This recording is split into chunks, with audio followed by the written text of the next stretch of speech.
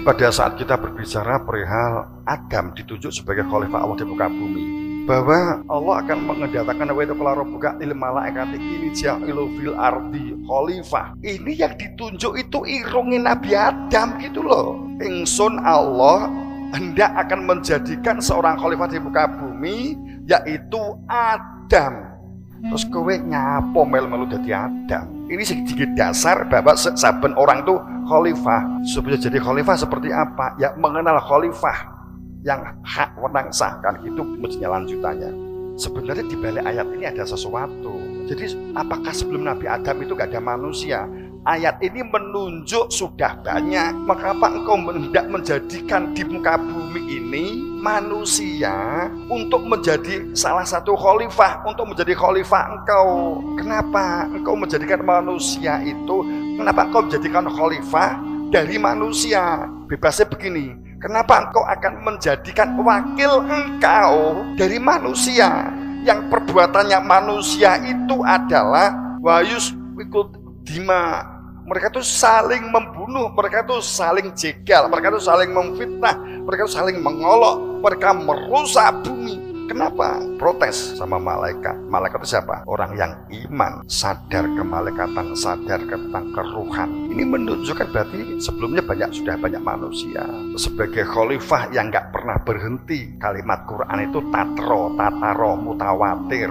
Tatro itu tidak pernah terputus, nyambung. Itu nggak pernah terputus, bukan sambungnya bukan begini, tapi sambungnya begini, apalagi muncul di tengah jalan. Enggak, Nabi Adam sampai Nabi Muhammad itu nggak pernah terputus, babar pisan sama sekali, nggak pernah terputus. Cuman saat kenapa kemudian yang dikenal itu hanya 25, Nabi Adam dianggap nggak ada, kosong, berarti nggak ada orang beriman. Nabi Nuh, kemudian Nabi Idris, kemudian kosong, kemudian Nabi Idris kosong, Nabi Hud kosong. Enggak begitu. Tatro, mutawatir, mimbadi rusulana itu enggak pernah berhenti. Itu sebenarnya begitu. Toko kiamat itu seharusnya pernah mandek, enggak pernah berhenti. Itu mananya khalifah. Ayatnya jelas sekali. Kalau memang manusia pertama, bantai malaikat gak begini. Ya Tuhan, ngapain kamu gawe menungso sing pekerjaannya tukang membunuh mereka ini? Dan hujah fisiknya sambrek banyak, sains juga banyak. Di kita mengenai masa lalu yang berupa peninggalan ada. Karena itu silsilah itu pasti ada stempelnya. Berupa apa? Begitu mungkin berupa tongkat, berupa pusaka, itu disalahpahami pusaka dikira tinggi didoyo kan gitu. Kabeh itu kan. Jadi setiap gini Nabi Adam kemudian gawe wakil, proses membuat wakil itu gulawentah atau pengkaderan begini, itu mulai unsur menungso nepsune itu terlibat. Kok gak aku, kok duduk aku sing luwih cedek, darah daging kulit. Lupa kalau mengenai khalifah nggak ada kaitannya dengan daging kulit. Para rasul itu jelas bahwa Muhammadun rasul, duduk fisiknya Muhammad. Sopo sing delok fisiknya Muhammad? Musyrik kan begitu tuh. Jadi Nabi Adam gawe wakil, kemudian terlibat nafsu. Kok bukan saya? Lu kok dia?